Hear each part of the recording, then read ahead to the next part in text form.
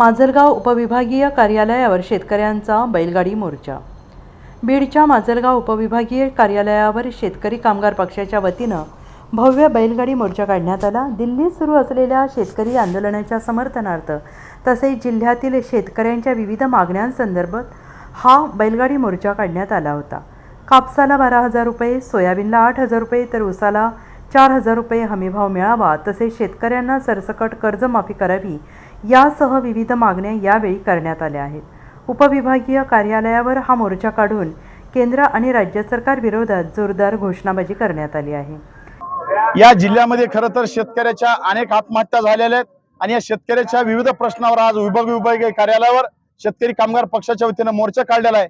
आज दिल्लीमध्ये जे राकेश टिकैत आणि त्यांचं जे काही मागण्या घेऊन ते किसान सभेचं जे आंदोलन चालू आहे दिल्लीच्या बॉर्डरवर, याच्या समर्थनामध्ये आज इथं आपण मोर्चा काढलेला आहे। यासह पीक विमा असेल, ऊसाचा प्रश्न असेल, अनुदानाचा असेल, या सर्व विषयाला धरून आज इथं बैलगाडी मोठ्या प्रमाणावर शेतकरी मोर्चा आणून इथं मोठ्या प्रमाणावर आंदोलन केलेलं आहे। जर हे प्रश्न सुटत नसतील तर भविष्य काळामध्ये येणाऱ्या शेतकरी कामगार पक्षाच्या वतीनं तीव्र स्वरूपाचं आंदोलन करण्यात येईल।